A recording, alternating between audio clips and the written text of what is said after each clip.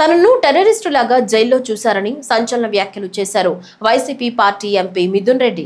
Liquor scam కేసులో 2 రోజుల కిందట జైలు నుంచి వైసీపీ ఎంపీ మిథున్ రెడ్డి విడుదలైన సంగతి తెలిసిందే.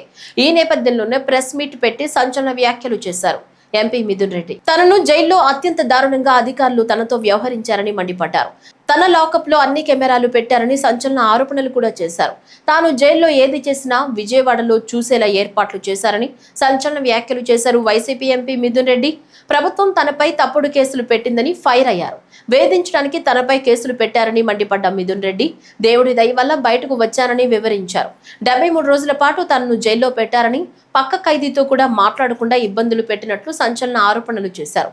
ఎన్ని ఇబ్బందులు పెట్టినా గౌరవ కోర్టు తనకు బెయిల్ ఇచ్చిందని గుర్తు చేశారు. నేను ఎక్కడా వెనక్కి తగ్గేది లేదని, ప్రతి విషయాన్ని ప్రజలు గమనిస్తారని గుర్తు చేశారు. ఇది వరకు ప్రెస్ మీట్ పెట్టి చెప్పడం జరిగింది. ఎన్ని ఇబ్బందులు పెట్టినా కూడా, ఎటువంటి ఇబ్బందులు పెట్టినా కూడా ఎదుర్కొనేదానికి సిద్ధంగా ఉంటామని చెప్పి ఈరోజు ఇన్ని రోజులు జైల్లో పెట్టిన తర్వాత కూడా మళ్ళీ అదే మాట చెప్తా ఉన్నాను.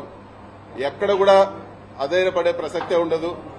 ఎక్కడ కూడా ఈరోజు పార్టీని ఇబ్బంది పెట్టినా వెనక తగ్గే ప్రసక్తి ఉన్నదని చెప్పి కూడా నేను ఈరోజు తెలియజేస్తా ఉన్నాను. ఇది ప్రతిసారి తెలుగుదేశం పార్టీ అధికారంలో ఉన్నప్పుడు, ఎప్పుడు తెలుగుదేశం పార్టీ అధికారంలోకి వచ్చినా కూడా కేసులు పెట్టే పరిస్థితి చూస్తూనే ఉన్నాము. 2014-19లో కూడా తప్పుడు కేసు పెట్టి జైల్లో పెట్టడం జరిగింది. అప్పుడు కూడా చెప్పినాను, ఇది తప్పుడు కేసు, ఇది కేవలం హరాస్మెంట్ చేసేదానికే పెడుతున్నారని ఆ రోజు కూడా నేను చెప్పడం జరిగింది. అయినా కూడా అక్రమంగా అరెస్ట్ చేసి నన్ను, బిఎం మధుసూదన్ రెడ్డి గారిని, చెవిరెడ్డి భాస్కర్ రెడ్డి గారిని కూడా ఆ రోజు కూడా జైల్లో పెట్టడం జరిగింది. తర్వాత ఎవరైతే కేసు పెట్టించారో అదే వ్యక్తి కోర్టులో వచ్చి చెప్పడం జరిగింది. ఎక్కడ కూడా బలవంతంగా మా దగ్గర పెట్టించారు, వీళ్ళు తప్పు చేయలేదని చెప్పి ఆ కేసు కూడా కొట్టేయడం జరిగింది. అంతేకాదు, అంతకుముందు తెలుగుదేశం అధికారంలో ఉన్నప్పుడు కూడా నేను ఇంజనీరింగ్ కాలేజ్లో చదివేటప్పుడు కూడా నా జీవితంలో మొట్టమొదటి కేసు పెట్టింది తెలుగుదేశం ప్రభుత్వం. తెలుగుదేశం ప్రభుత్వం ఎప్పుడున్నా కూడా ఇటువంటి హరాస్మెంట్ చూస్తూనే ఉన్నాము. ముఖ్యంగా ఈ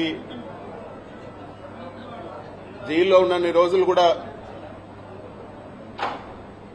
ఈ కష్టకాలంలో అండగా నిలబడిన మా పార్టీ అధ్యక్షులు జగన్మోహన్ రెడ్డి గారికి, అదేవిధంగా మా పార్టీ గౌరవ పెద్దలకు, మా పార్టీ క్యాడర్కి అందరూ కూడా వెన్నంటుండి సపోర్ట్గా ఉన్న ప్రతి అందరికి కూడా మనస్ఫూర్తిగా నేను ధన్యవాదాలు తెలియజేస్తా ఉన్నాను.